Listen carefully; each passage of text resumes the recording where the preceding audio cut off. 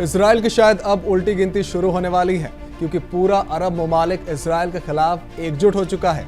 आपको बता दें, बीते रोज सऊदी अरब में तमाम अरब मुल्कों की मीटिंग हुई थी, जिसमें पहली बार इसराइल के खिलाफ कुछ बड़ा फैसला लेने की बात कही गई, और वो है उसके ऊपर पाबंदियां लगाना। अरब और मुस्लिम मुल्कों के गैर मुल्की वजीरों की कमेटी ने इसराइल के खिलाफ पाबंदियों की मांग की। सऊदी अरब से आई मीडिया रिपोर्ट्स की माने तो कमेटी जल्द से जल्द इसराइल पर सख्ती करना चाहती है। बता दें, अरब लीग और ऑर्गेनाइजेशन ऑफ इस्लामिक कोऑपरेशन का मेंबर सऊदी अरब के गैर मुल्की वजीर फैसल बिन फरहान की सरपरस्ती में रियाद में मीटिंग कर रहे हैं। मीटिंग के बाद इसराइल पर इंटरनेशनल दबाव डालने और कार्रवाई की बात की गई। जॉर्डन, मिस्र, तुर्की, फलस्तीन, कतर और ओआईसी के मेंबरों ने इंटरनेशनल कानून तोड़ने और गजा और वेस्ट बैंक में हो रहे जुल्मों का हवाला देते हुए इसराइल को मिल रही फौजी मदद को रोकने की बात कही। मीटिंग के दौरान खास इस बात पर जोर दिया गया कि गजा फलस्तीन का हिस्सा है और रहेगा। इसके अलावा वहां से फिलिस्तीनी मुसलमानों को भगाने और रफा में किसी भी फौजी कार्रवाई को लेकर इसराइल को सख्त चेतावनी दी गई। इसके अलावा मीटिंग में दूसरे मुल्कों में फिलिस्तीनी मुसलमानों के हक में हो रहे एहतजाज के ऊपर लग रही पाबंदियों की भी मजम्मत की गई। वहीं अरब और मुस्लिम मुल्कों के बीच गजा के मुसलमानों के खिलाफ हो रहे जुल्मों को रोकने के लिए आपसी समझ बनाने और मासूम फिलिस्तीनी मुसलमानों की जानो माल की हिफाजत के लिए जल्द से जल्द कदम उठाने पर जोर दिया गया। मीटिंग में शामिल एक जिम्मेदार ने बताया कि इंटरनेशनल कम्युनिटी अब फिलिस्तीन के मुद्दे से मुंह नहीं मोड़ सकता। इंटरनेशनल कम्युनिटी को अब 2 स्टेट सॉल्यूशन और दोनों मुल्कों के बीच अहम मसलों को सुलझाना ही होगा। वहीं अमेरिका के secretary of state Antony Blinken भी पीर को सऊदी अरब पहुंचे। ब्लिंकन जंग के बाद गाजा का मुस्तकबिल क्या होगा, इसे लेकर बातचीत करना चाहते हैं। अपने सफर के दौरान ब्लिंकन हफ्ते के आखिर में इजराइल के वजीर आजम बेंजामिन नेतन्याहू से भी मुलाकात करेंगे। इस मुलाकात में गजा में मदद को बढ़ाने और वहां के बाशिंदों को जल्द से जल्द राहत देने जैसे कई मुद्दों पर बात होगी। इसके अलावा ब्लिंकन सऊदी अरब हुकूमत के जिम्मेदारों के साथ साथ कतर, मिस्र, यूएई और जॉर्डन के नुमाइंदों से भी गजा पट्टी के मुस्तकबिल को लेकर बातचीत कर सकते हैं। ऐसे इम्कान है कि ब्लिंकन गजा को फिर से बसाने और फिलिस्तीनी मुसलमानों की तरक्की के लिए अरब और यूरोपीय मुल्कों को साथ ला सकते हैं। बता दें, नॉर्वे समेत यूरोप के कई मुल्क फिलिस्तीन को मुल्कियत देना चाहते हैं। नॉर्वे के एक वजीर ने बताया कि हम बिल्कुल फिलिस्तीन को मुल्कियत देना चाहते हैं, क्योंकि हम उनकी तरक्की चाहते हैं। ताहम फिलिस्तीनी मुसलमानों का क्या होगा, ये तो आने वाला वक्त ही बताएगा। हैदराबाद के एमपी असदुद्दीन ओवैसी ने वजीर आजम के ज्यादा बच्चा करने वाले बयान पर जोरदार पलटवार किया। वजीर आजम के बयानों की मसम्मत करते हुए उन्होंने कहा कि आंकड़े बताते हैं कि मुस्लिमों की आबादी लगातार कम हो रही है। इसके अलावा उन्होंने दावा किया कि सबसे ज्यादा कॉन्डम का इस्तेमाल मुस्लिम लोग ही करते हैं। ओवैसी ने बीजेपी और वजीर आजम पर मुल्क में नफरत फैलाने का इल्जाम लगाया। उन्होंने बताया कि ये बात बिल्कुल झूठ है कि मुस्लिम इस मुल्क में ज्यादा हो जाएंगे। इस बात को जानबूझकर हिंदुओं को डराने के लिए फैलाया जाता है। ओवैसी ने आगे कहा कि इस मुल्क में हमेशा हिंदू बिरादरी के लोग ही ज्यादा तादाद में रहेंगे। इसके अलावा ओवैसी ने पीएम मोदी पर दलितों और मुसलमानों के खिलाफ दुश्मनी भड़काने के लिए झूठ फैलाने का इल्जाम लगाया। दरअसल राजस्थान में मुस्लिमों के खिलाफ की गई बयानबाजी के बाद से ही ओवैसी बीजेपी पर हमलावर है। ओवैसी लगातार अपने जलसों और तकरीरों में बीजेपी पर लोगों के खिलाफ नफरत फैलाने और उनको डराने का इल्जाम लगा रहे हैं। वजीर आजम नरेंद्र मोदी के खिलाफ बयानबाजी करने वाले बीजेपी बीकानेर अल्पसंख्यक मोर्चा के साबिक सदर उस्मान गनी को पुलिस ने हिरासत में ले लिया है।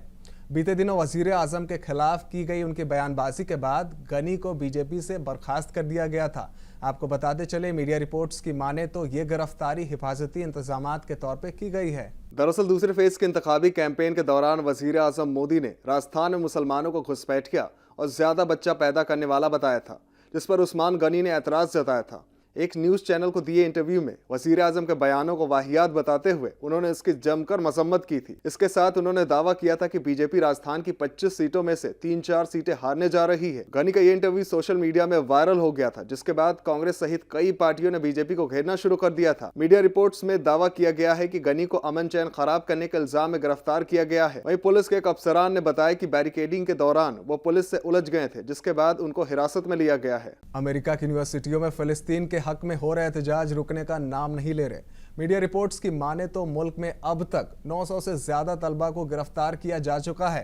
लगातार होते एहतजाज के बीच हार्वर्ड यूनिवर्सिटी के तलबा ने यूनिवर्सिटी में फिलिस्तीन का झंडा तक फहरा दिया। हार्वर्ड यूनिवर्सिटी में जॉन हार्वर्ड के स्टैचू के ऊपर जहां अमेरिका का झंडा फहराया जाता है, वहां फिलिस्तीनी झंडा फहराने के बाद यूनिवर्सिटी के जिम्मेदार सख्ती दिखा रहे हैं। उन्होंने न सिर्फ मामले को लेकर एतराज जताया बल्कि कानूनी कार्रवाई की भी बात की। यूनिवर्सिटी के एक जिम्मेदार ने बताया कि अमेरिका के अलावा कैंपस के अंदर किसी भी मुल्क का झंडा फहराने की सख्त मनाही है। जो तलबा भी इस मामले में शामिल थे उनको न सिर्फ यूनिवर्सिटी से बाहर निकाला जा सकता है बल्कि उनके खिलाफ कानूनी कार्रवाई भी की जा सकती है। बता दें, इजराइल हमास जंग शुरू होने के बाद से ही अमेरिकी यूनिवर्सिटियों में तलबा इजराइल और फिलिस्तीन के हक में एहतजाज कर रहे हैं। अमेरिका में तो सूरत हाल ये है कि कई यूनिवर्सिटियों में पढ़ाई लिखाई पूरी तरह से बंद है। लगातार होते एहतजाजों की अमेरिकी सदर जो बाइडेन तक मजम्मत कर चुके हैं।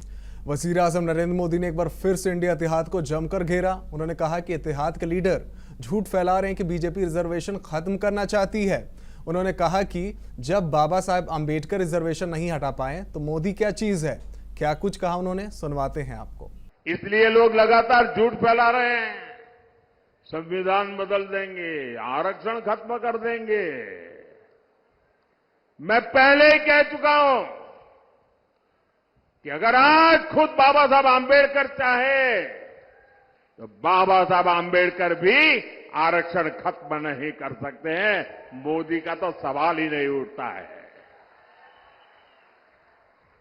और अगर हमारी सरकार की नीयत उसमें कहीं पर भी खोट होती, मेरा 5 साल का रिकॉर्ड देख लीजिए, 5 साल में भी 2019 से 2024 आज भी मोदी के पास जितने वोट चाहिए है, लेकिन ये रास्ता हमें मंजूर नहीं है। दिल्ली हाईकोर्ट ने वजीर आजम नरेंद्र मोदी पर 6 साल के इंतखाबी बैन की मांग करने वाली अर्जी खारिज कर दी है। अर्जी दाखिल करने वालों का इल्जाम था कि वजीर आजम ने मॉडल कोड ऑफ कंडक्ट को तोड़ा क्योंकि उन्होंने मजहब की बिना पर लोगों से वोट मांगे। ताहम कोर्ट ने अर्जी को खारिज करते हुए इलेक्शन कमीशन के पास जाने की बात कही। दरअसल अर्जी दाखिल करने वाले जोंधले ने बताया कि वजीर आजम जानबूझकर भगवान और मंदिरों के नाम पर लोगों से वोट मांग रहे हैं। पीएम ने 9 अप्रैल को यूपी के पीलीभीत में अपने खिताब के दौरान हिंदू देवी देवताओं, सिख देवताओं और उनके मजहब के जगहों के नाम पे वोट मांगे। उनकी इन्हीं बातों को लेकर जोंधले ने अर्जी दाखिल की थी। जोंधले के मुताबिक वजीर आजम ने कहा कि उन्होंने राम मंदिर को पूरा करवाया, करतारपुर साहिब कॉरिडोर को भी पूरा किया। इसके अलावा पीएम ने कहा कि उन्होंने गुरुद्वारों में परोसे जाने वाले लंगर में इस्तेमाल होने वाली चीजों से जीएसटी हटाया। साथ ही अफगानिस्तान से गुरु ग्रंथ साहिब की प्रतियां भी वापस मंगवाई। जोंधले ने कहा कि मॉडल कोड ऑफ कंडक्ट के तहत कोई भी पार्टी या उम्मीदवार किसी भी ऐसे काम में शामिल नहीं हो सकता जो 2 जातियों और बिरादरियों के बीच फसाद पैदा कर सकती है। उन्होंने बताया कि वो मोदी की शिकायत को लेकर चुनाव आयोग के पास भी गए थे और आईपीसी के दफा 153A के तहत कार्रवाई की मांग की थी। लोकसभा इंतखाबात के बीच एक फेक वीडियो वायरल होने से सियासी पारा चढ़ गया है। दरअसल बीते दिनों वजीर दाखिला अमित शाह का एक वीडियो वायरल हो गया था जिसमें वो रिजर्वेशन को खत्म करने की बात करते नजर आए थे। बीजेपी और वजीर दाखिला दोनों ने इस वीडियो को फेक बताते हुए एफआईआर दर्ज कराई है। भारतीय जनता पार्टी की सरकार बनेगी तो एक गैर संवैधानिक एससी और ओबीसी का है वो रिजर्वेशन को हम समाप्त कर देंगे। रिजर्वेशन को हम समाप्त कर देंगे। भारतीय जनता पार्टी की सरकार बनेगी तो एक गैर संवैधानिक मुस्लिम रिजर्वेशन को हम समाप्त कर देंगे।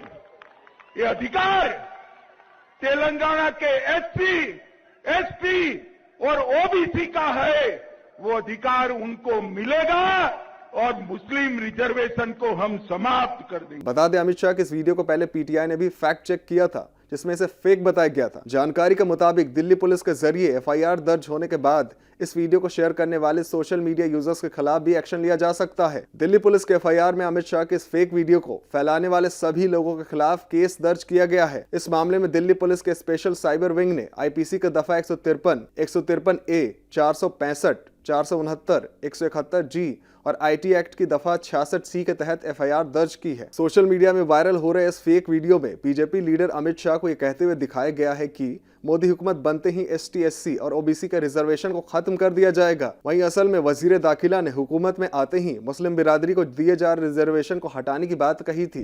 एक खातून ने साबिक वजीर आजम HD देवगौड़ा के पोते और हासन के MP प्रज्वल रेवन्ना के खिलाफ सेक्सुअल हैरेसमेंट और उसका पीछा करने का संगीन इल्जाम लगाते हुए पुलिस में मामला दर्ज कराया है।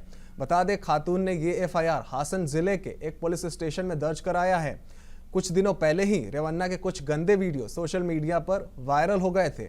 जानकारी के मुताबिक इल्जाम लगाने वाली खातून उनके घर बावर्ची का काम कर चुकी है और वो रेवन्ना की पत्नी भवानी के रिश्तेदार है। खातून ने बताया कि रेवन्ना के घर काम शुरू करने के 4 महीने बाद से ही देवगौड़ा के बेटे रेवन्ना ने उसका सेक्सुअल हैरेसमेंट करना शुरू कर दिया था और उनका बेटा प्रज्वल रेवन्ना उसकी बेटी के साथ वीडियो कॉल में गंदी बातें करता था।